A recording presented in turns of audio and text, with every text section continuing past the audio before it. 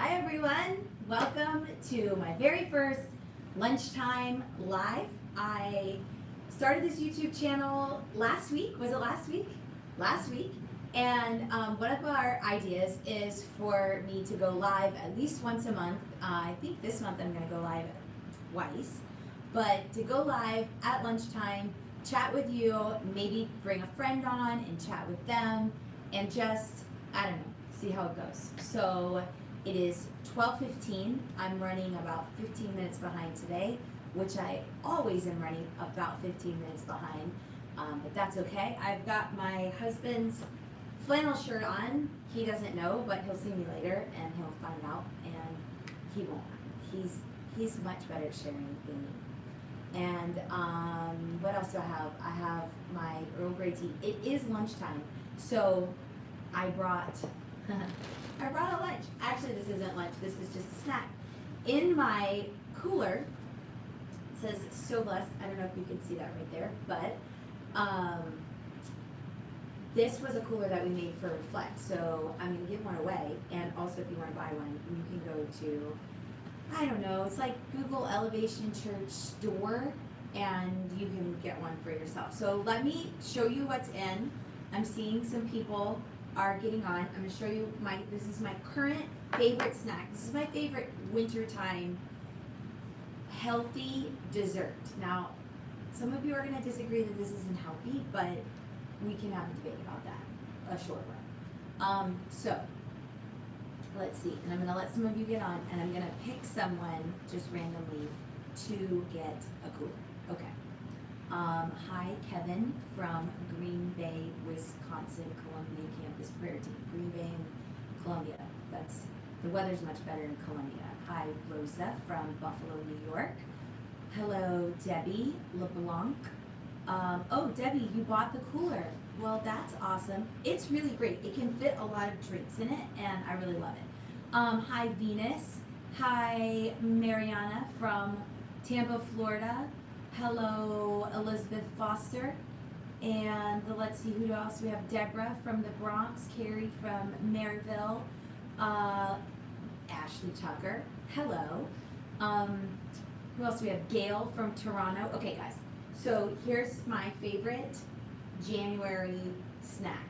And it is, I just literally grabbed this out of my fridge. I didn't even take it out of the bag. This is a sumo orange. So let me know if you've ever had a sumo orange. You can get these at Whole Foods right now. And what I like to do, okay, it's a giant orange, but it tastes like those little cuties. It's like super sweet, and once you peel it, they come apart. It comes apart like perfectly. It's like a perfect giant cutie. And so yes, that's the healthy part. Here comes the debatable healthy part. I like to dip it in Cool Whip. This is True Whip, so this is the healthy version of Cool Whip. Let me know if you guys think that this is a healthy snack. So I like to dip each piece in the Cool Whip, and it sort of tastes like a, what's that thing? An orange creamsicle from the summertime. And anyway, guys, you have to try this. They also sell these at Fresh Market. Sometimes they have them at Harris Teeter. I don't know what your grocery store is. But you really need to try. And it's actually called Sumo Orange because it looks like a sumo wrestler with a little lid. So, all right, that's my okay. Stacy says it's healthy. Let's see. Rosa says it's healthy. Julene says good afternoon, guys. So somebody says I'm following a low carb diet. This is not low carb. Oranges are not low carb. Nikki Shear says, I've seen those oranges before and learned about them. They're amazing. And so you guys are going to have to try it. Let's see. All right, Kathy Hyatt agrees. She says it's healthy. Kathy, I'm going to send you the cooler. I don't even know if you knew, if you just got on, that I'm giving away a cooler. But I'm giving away one of these coolers. So Kathy Hyatt, I don't know. My team is going to message you. You guys got it? Okay. So we're going to send you a cooler. I don't know how. It's just going to magically appear in your mailbox. Now, I went on my Instagram. Okay, so for those of you who have gotten on and you missed the beginning, I started this YouTube channel last week, so if you haven't subscribed yet, shameless plug, subscribe, please. And one of the ideas that I had was I wanted to go live at lunchtime once or twice a month. Sometimes we'll bring a friend on and have a conversation. Sometimes I'll answer some of your questions. And that's what I am going to do today. Denise Puckett says, "Are you trying to tell me Cool Whip isn't healthy?" I mean, some people don't think Cool Whip is healthy, but it just depends on your definition of health. So, some people think healthy means low calories, some people think healthy means low carbs, some people think healthy means, not man-made or processed, whatever. I like it. Okay, Elroy Monica says, "I love the bagel bites." So my first recipe that I posted is about these easy bagel bites that Abby and I like to make. So you can go back and watch that. And okay, so I'm going to be answering some of your questions today. I have a Bible just in case.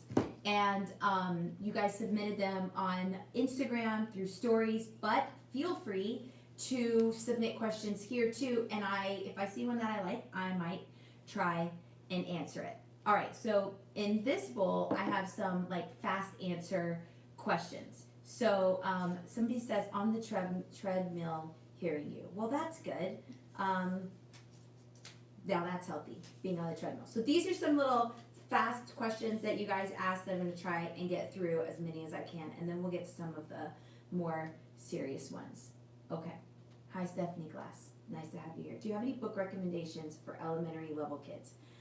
Well, that's a fun one to pull out first. I love books. I love kids' books. I don't really love picture books. I like novels. And so the minute my kids got old enough to read novels, we were off and flying, and we love to read together. Abby's the only one that still reads with me, but the boys did for a while. So the first book that I always read, chapter book that I always read to my kids is Charlotte's Web. Let me know if you everybody loves Charlotte's Web. It's the best. And it's easy, and there's a little pictures. It's easy to follow and understand, so we always read Charlotte's Web. Then usually the second book that I read to my kids is Ramona the Pest, and we read that the summer before they go to kindergarten because it's about Ramona being in kindergarten. And then I love all the Ramona books. And then as they get a little bit older, my very favorite, I would say in my top 5 fiction books of all times, I would put the kids' book in there, Holes. Have any of you ever seen the movie or read the book Holes? To me, is one of the greatest stories ever written.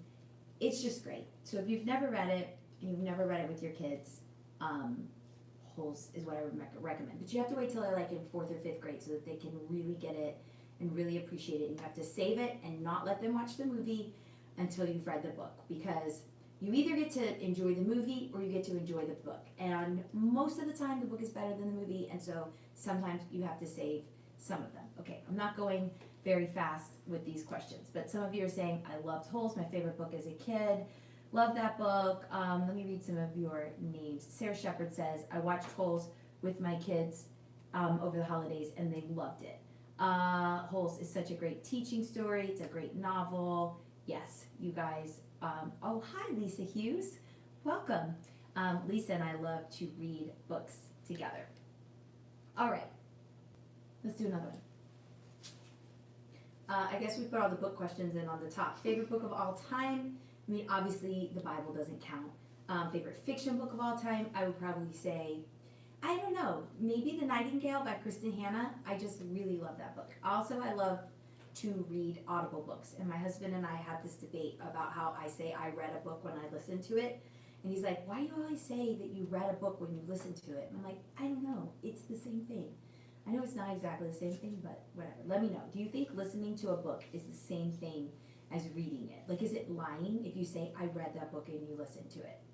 I don't think so. Sandy Stallone says she loved Charlotte's Web.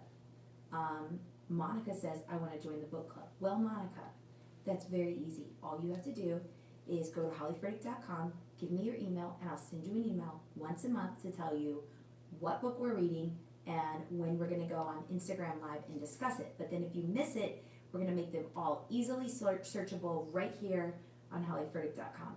Hi, Angel Carpenter. She says it's definitely the same, basically listening. She loves listening to books. Nikki Shearer says listening is the same as reading. See, you guys, I love it. And of course, April Gerald's Redeeming Love. It would not be alive with me if somebody didn't mention Redeeming Love. I think that is Christian women's favorite fiction book of all times. Yes, I have read Redeeming Love. It's a great book. Okay, what else is in my hand? What is your favorite thing to do with your family? I like to eat. And so I like to eat with my family. We like to go out to lunch, usually on Saturdays. I like to go out to lunch or dinner with my husband. I like to cook, so I like to eat dinner with my family. And that's probably my favorite thing. Is that boring? I don't know. Somebody says, why? Redeeming Love is my favorite book. Ty and Angelique. Monica says, listening to fiction is like someone reading it to you. It's so true. It's the best. It's like walking around all day listening to a story. Okay, what's the next one? Favorite website / brick and mortar store you shop at for clothes. That's gonna be a no-brainer, Nordstrom.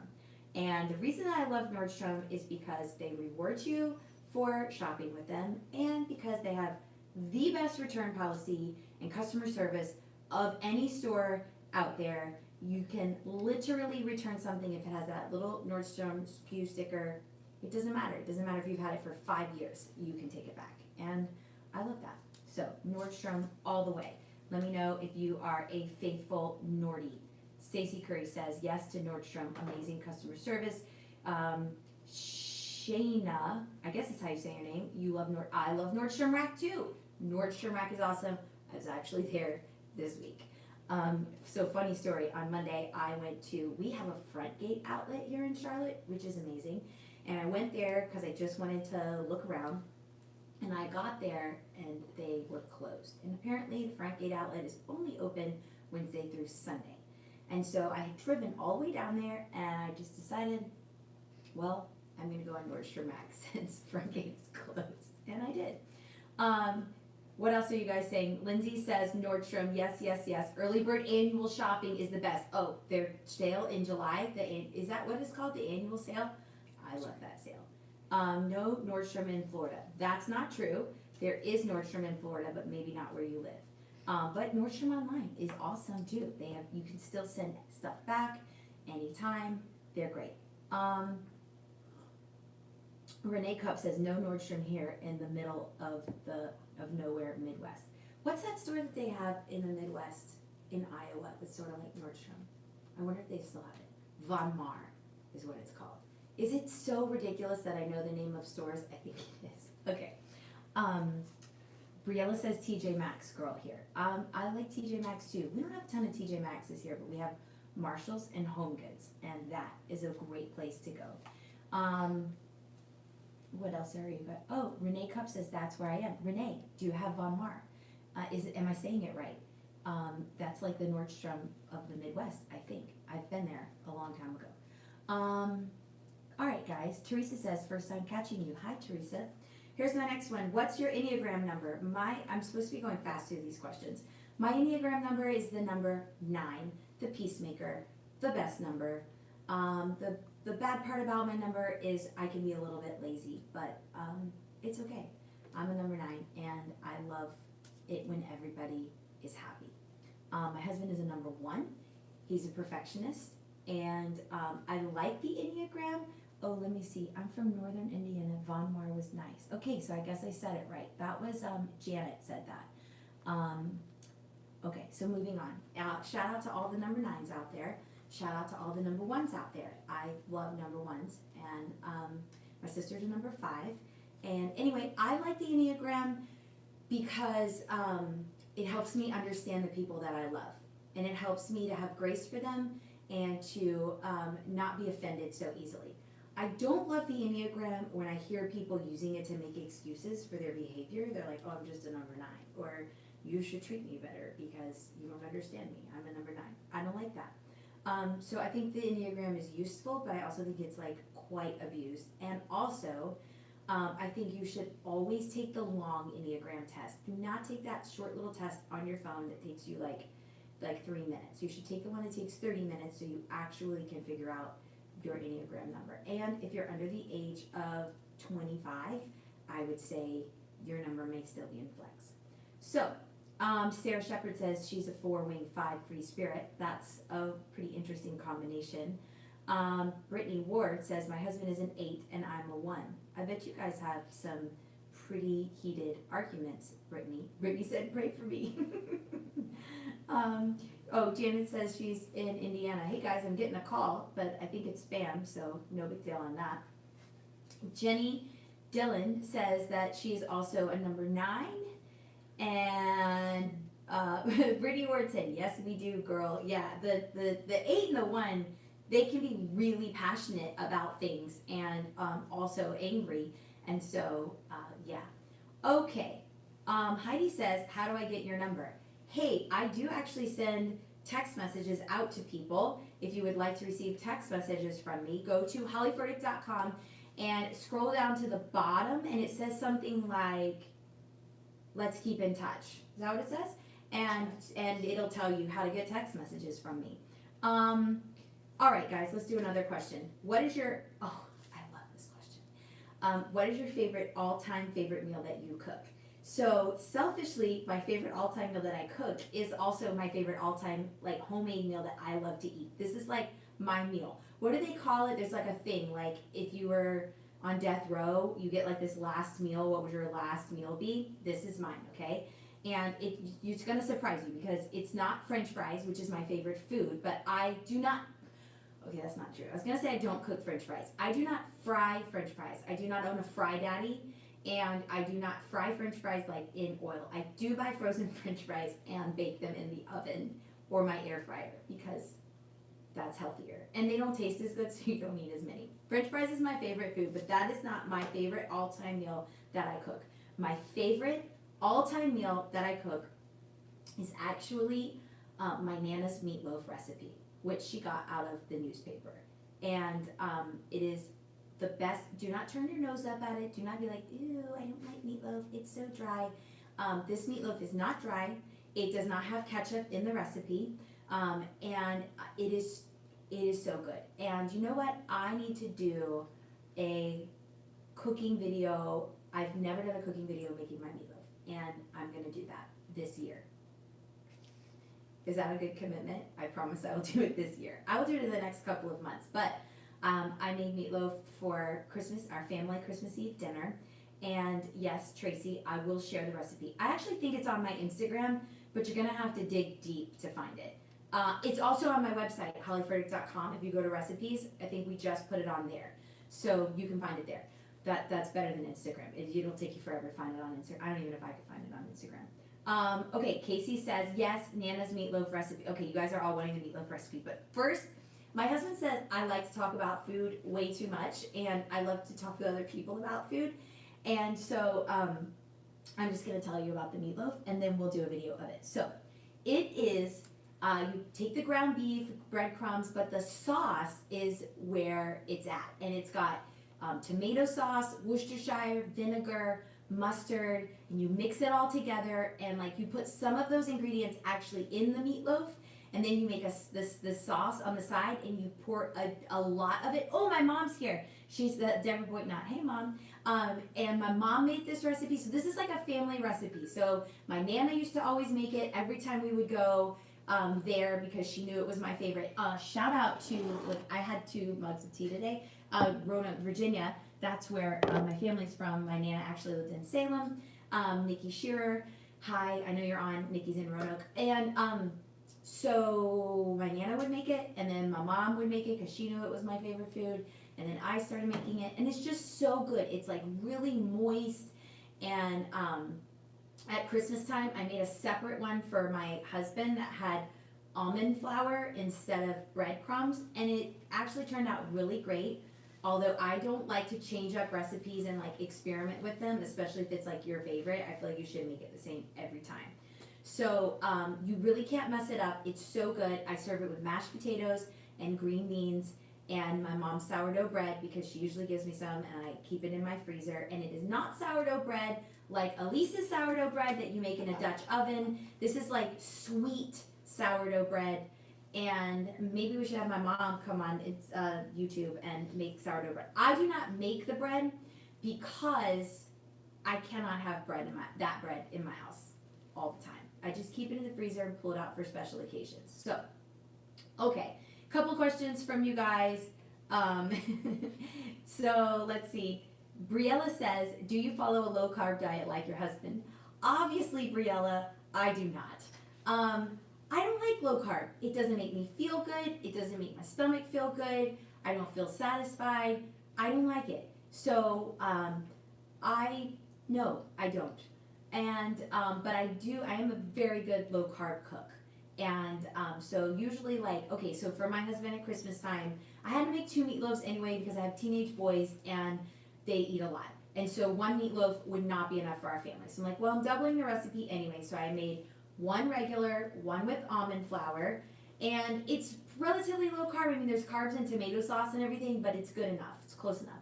And so I make the meatloaf for that meatloaf, and then I made mashed potatoes for myself, and then I made mashed cauliflower for my husband. And Elijah actually likes to eat low carb with my husband. So the 2 of them ate that, and then me and my other kids ate the mashed potatoes, but Abby doesn't like mashed potatoes, so I don't even know what Abby ate. But Abby's picky, and so we don't really cook around Abby's preferences. So Diane says, Holly, I don't blame you. I like my carbs. Look, God loves bread.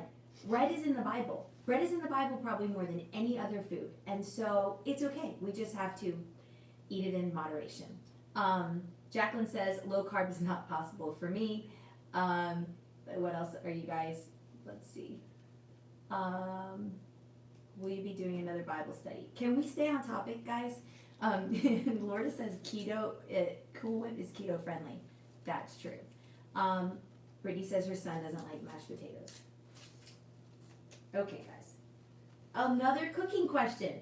Are Cooking with Hollies coming back? Well, obviously, yes. They're going to be on the Instagram and the YouTube, and we're on YouTube, so don't go to Instagram. Watch it on YouTube. I'm going to be giving you guys as many as I possibly can. Let's see, what else do we have? Monica says, would you do a podcast? Monica, one thing at a time. We are doing YouTube right now. Favorite nonfiction book that you've read recently? I am a massive Ann Voskamp fan. I love her books. I think they're amazing. So I love her book, The Broken Way. I love her book. I mean, a lot of people love her book, 1,000 Gifts. But The Broken Way is really good too. And her Christmas book, the one, it's called, I don't know what it's called. It's Advent, but it's not the kids one. It's like the smaller one. It's so good. So there you go. I don't know if that's my favorite, but that's one of my favorites. What's a dinner recipe you're making this week? So guys, funny thing that I've had a very busy week, and we've been doing a very special project with Elevation Worship. So my husband has been gone. He's usually home for dinner every night, but this week he's been not around as much, maybe coming home at like 8, so he might have eaten at the church, and so I haven't really cooked that much. I made grilled cheese sandwiches for my kids one night. We had leftovers one night. We ate at the church last night. And today, Elijah, who does online school, he was like, Mom, what should I eat for lunch? And I'm like, turkey and cheese sandwich. And he goes, dang, Mom, the food game is not very good here this week. And I'm like, well, sorry. The food game is usually really great in our house. And so you can have a turkey and cheese sandwich, or you can have a crust pizza, or, boil some eggs. I don't know. But the food game is not very good in our house this week, and so there's that. We'll talk about next week. I don't know. What I made something good on Sunday night. Fajitas. That was good.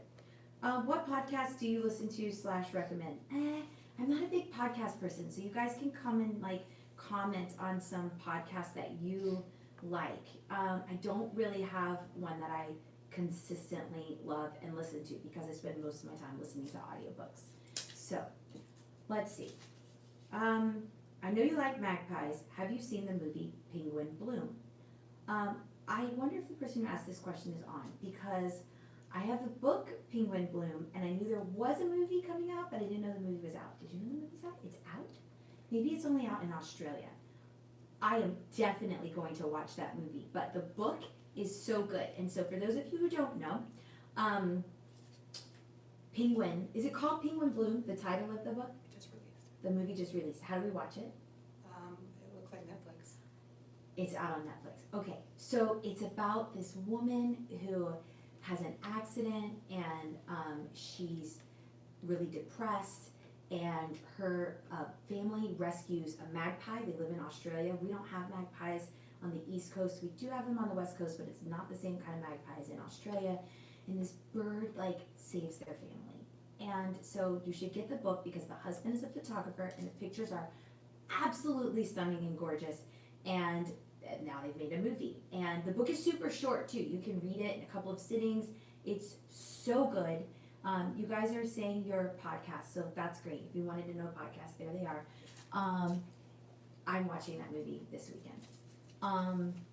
Okay, so favorite TV series or show. So I watch a lot of TV series with my husband, and we love to watch TV together. The most recent one that I think we really watched that we really enjoyed was the show The Undoing with Nicole Kidman. I really enjoyed that one. I don't watch a lot of TV by myself, not because I have anything against TV. I love TV, but I prefer audiobooks and Candy Crush at the same time. Fun fact about me, I am on level like 3,000 something on Candy Crush, which I can't even believe that I just said that out loud to you guys, but there you go. If you love Candy Crush, will you please let me know, because, you know, we will have a common bond. But I love audiobooks and Candy Crush, and but as far as TV shows that I keep up with, I love Call the Midwife. Also, incidentally, great book. If you've never read or listened to Call the Midwife, I actually read that one. Hey, we did all the short questions. We'll just do a couple long questions and then we'll be done. Call the Midwife, excellent book, excellent TV show. I love it. Okay, so you guys are yeah, okay, let me call out some of these people who love Candy Crush. So we've got Samantha, yes to Candy Crush. Miss Villa, I love Candy Crush. The Fabric of Family, Candy Crush. You guys, Paula says Candy Crush is awesome. I thought I was the only one left playing Candy Crush. Obviously not, because it's like there's other people that play with me. But I don't know. There's just something about listening to an audiobook and playing Candy Crush. That's what I like to do. Anna loves Candy Crush. Taslin says Candy Crush is amazing. And a lot of you love Call the Midwife as well. Kat says she's never played it. Teresa says it frustrates me. Shayna says I'm on level 1,390.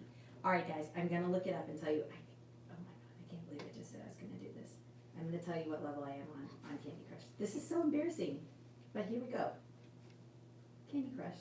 I try to keep it at the back so I don't open it up that much.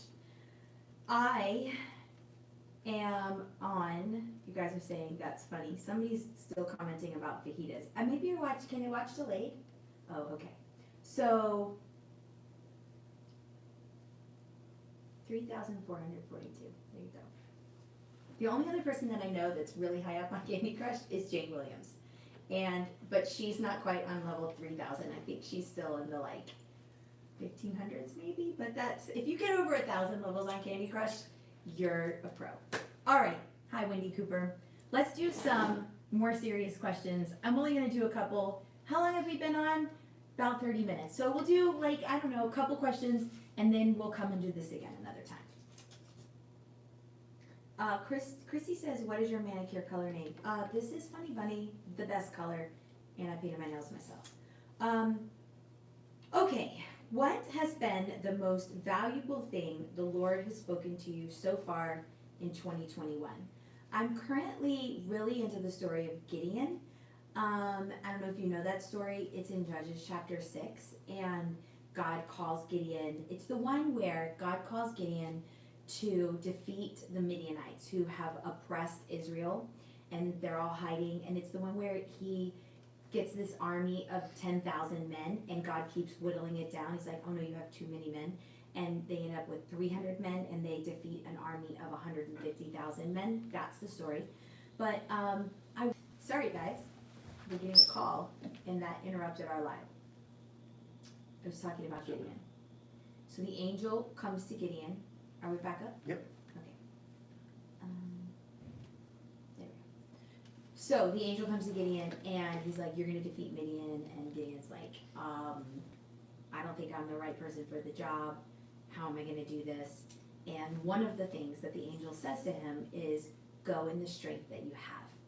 And I just love this idea of how there are times in life where God calls us to something like really big and something we don't feel like there's any way we're ever gonna accomplish that. And we look at it and we're like, I'm never gonna be strong enough to do X, Y, Z. But God doesn't ask us to be strong enough for tomorrow. He just asks us to be strong enough for today. And the strength that I have today is enough for today. And tomorrow, I'll be a little bit stronger. And then the next day, I'll be a little bit stronger because I'm growing in my faith. And so I'll have the faith for that thing that's farther down the road when I get there. But right now, all I need is the strength that I have for today. Go in the strength that you have. So that's the thing that I've really been meditating on, thinking about. I shared it with a group of women the other day, and anyway, that's that. Let's go on to another question. What is one piece of advice that you would give to married couples? I would say focus on yourself. And that seems like not marriage advice. But to me, one of the things that I think is a theme throughout my Bible study, Becoming Mrs. Better Half, is when I change me, I change us. And actually this morning I was listening to some ladies chat about marriage on Instagram. It was like a IGTV, and it was Chelsea Smith and Lisa Bevere. And Lisa Bevere said, she said, I find that when I go to God and pray about my husband, God always answers me with something about me. And I was like, wow, that's really good. Because a lot of times we go to God and we're like, God, my husband needs to do this, and he needs to do that, and he needs to change this, and he needs to be better at that. And God usually says, okay, why don't you work on your patience? Why don't you work on your complaining? Why don't you work on the way you treat him, the way you talk to him, the way you're affectionate with him? And that's not always the answer that you want, but at the end of the day, I think a lot of times when you go to God with something that you want him to change in your spouse, it's not out of, it's not necessarily from the wrong place, but it's sort of trying to manipulate your spouse into who you think they need to be or want them to be. And really, it's a way of avoiding working on something within yourself. And when I change me, I change us. And I think there's a little clip that we already put in the YouTube that if you're interested in more of that, you can go back and watch. What was it called? The clip? The Key to a Happy Marriage. It's not hard to find because there's not very many videos here on my YouTube channel yet. All right. What was it like starting a church with very small children? You know what? Doing anything with very small children is difficult. So starting a church is difficult. Having small children is difficult. I don't want to go back to having small children. It's hard. And so what was it like? It was hard. And I think one of the biggest things that I had to learn was that I needed to slow down, and that I didn't need to go off chasing this person or pastor's wife that I thought I needed to be, or that the people of our church expected me to be, and that I could take it slow and I could let my position evolve over time, and just let it take on who God was calling me to be, and it's actually that whole thing, go in the strength that you have. So I just really had to remember that I only have my kids at this age right now, and when they're little, they physically need a lot from you, and so I wanted to be there for them as much as possible. That doesn't mean I didn't have help. That doesn't mean that I didn't, have wasn't involved at church, but I took the church side slow and focused on the family thing, because I feel like for me, my calling first is my husband and my family. And there are a lot of people who can fill a lot of positions at the church, but there's only one me. And so I just tried to focus on that. And also, had people that could help me and that could, like one of my best friends in the whole world, her name's Nicole, for years and years and years and years. She watched my kids on Saturday night because I didn't take them to Saturday night church. Actually, up until quarantine, when we didn't have Saturday night church anymore, even when my kids were big. She would come over, make sure everything was good, help them with dinner, and just be there if they needed somebody. And so it doesn't really take money. It wasn't like I have always had nannies necessarily. I've always had people that I paid to help, but that also changed incrementally. But I also would just ask people, can you help me? And so anyway, that's that question. Somebody's asking me any college choices. I don't know what that means. I'm not going to college. Graduated from North Greenville College. Shout out, NGU. It's a university now. Excuse me, North Greenville University. What do you wish you would have known in your 20s? Just to relax and be myself more and not worry about being somebody that I'm not, or trying to be somebody that I'm not, but to just fully embrace who I am, what God's called me to be, and just leaning into that and not being so caught up in like who I should be. Anyway, that's what I think. Let's do another one. Oh, somebody says college for your kids. I don't know about college for my kids. I want them to pick something that makes them happy. We're not quite there yet. Elijah's 15, so maybe we'll go visit some colleges this summer. Let me know, what colleges should we visit? Oh, here's another one. Any tips for the toddler years, surviving and keeping your patience? You know what, just give yourself a lot of grace, and that's what I would say. That's what I would say for parenting at any stage. It doesn't get easier. It just gets different. Somebody told me that one time. It doesn't get easier, it just gets different. So when they're toddlers and they're little, it's a lot more physically exhausting. The older they get, the more emotionally exhausting it gets. They still need you at every stage. It's nice when they can use the toilet and tie their own shoes, but when they get to that stage, they can argue with you, and that's not fun.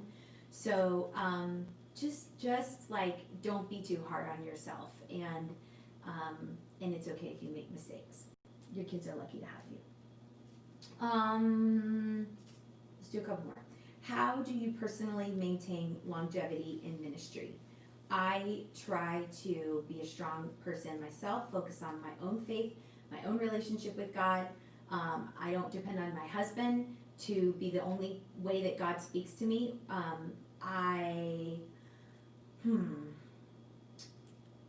I just really, I try to have my own thriving personal relationship with God. And I think in ministry, it can be very tempting to always be reading the Bible for other people. Every time you read the Bible, you're like, oh, I should put this verse on Instagram, or I should share this next time I do a welcome, or the next time I'm in front of a group of people, or whatever. In whatever type of ministry that you're in, it's really hard not to always read the Bible in that context, or thinking about how you can share it. And I think it's great to share the things that God's teaching you. But I had this realization a while back about this idea of, I think sometimes in ministry we can develop spiritual bulimia. And by that I mean we don't digest the Word of God for ourselves before we give it back to other people. And when you do that, it doesn't feel authentic to other people. It doesn't touch people as much because they don't feel like it's really coming from you.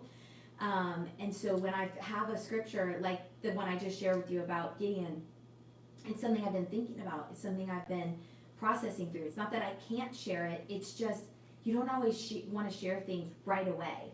And I think that has helped me have longevity in my ministry because I still have my own personal relationship with God. Maybe we should stop there. That seems like a good one. And I've got several more questions, but we'll come back. We'll do this again. I would love to know, let me know, who is somebody that you would like for me to chat with? Now, let's be realistic. Not going to have Michelle Obama on here, or, somebody like unattainable, like Oprah. But who's somebody realistically that you would love for me to chat with. Anytime that I'm bringing somebody on, I will post it on Instagram and let you submit questions. I'll always try to take your questions on here when we go live. Renee Cup says she wants me to interview Jane Williams. Well, that would be amazing and easy. And we could talk about Candy Crush. Hello. We'll do it like a Candy Crush tutorial. How fun would that be? Some of you are saying, okay, you guys like get some of these down. Sarah Roberts, Jenny Lesko, great friends of mine, Priscilla Schreier. I don't know Priscilla that well. I would love to have a conversation with her. Lisa Bevere, Lisa Harper, all the Lisas, guys. Dawn Cherie Wilkerson, I love Dawn Cherie, and we will for sure get Dawn Cherie on here as well as, I mean, I love all of these people that you're saying. Adrian Houghton, I love Adrian. That would be a really fun conversation. Christine Kane, yeah, guys, this is fun. Oh, that would be a good idea. Anna Sailors and Tiffany Hammer together, and Jane Williams. We could do like a girl elevation worship. These are great ideas. Beth Moore, that would be really fun. I don't know Beth Moore. I've met her once or twice, but I would love to interview her. Wait, somebody else said, somebody said something that I wanted to, who was it? It was very unattainable. Oh, Aisha Curry. I seriously doubt that I would be able to get Aisha Curry. But if I could, I would talk to her about food the whole time. We need to get somebody who cooks, like a good food conversation. We'll have to be thinking about that. That would be fun. Okay, guys. Joyce Meyer. That would be fun. This was fun. Thanks for being on here. Thanks for hanging with me. Thanks for submitting your questions. Oh, Pastor Stephen, totally. I am 100% gonna make Pastor Stephen come on here for a lunchtime live, and we're gonna ask him all kinds of questions. So, yes, Aisha Curry has a cookbook. Of course, Monica, I know that. I don't have it though, so I'll have to get one. Joanna Gaines, unattainable, but that would be amazing. I'm gonna have to get a lot more subscribers before I get Joanna Gaines and Aisha Curry on here, but I'm glad that you think that I could. Okay, Abby Furtick, yes, I'm gonna do the Furtick children as well. I almost brought Elijah on today, but I was already running behind and he hadn't showered yet, and I was like, we'll have to do it another time. So, okay, that's great. I love you. Thanks for joining. Don't forget to subscribe, like, share, all the things that you're supposed to do with the YouTube channel, and I'll see you back here later.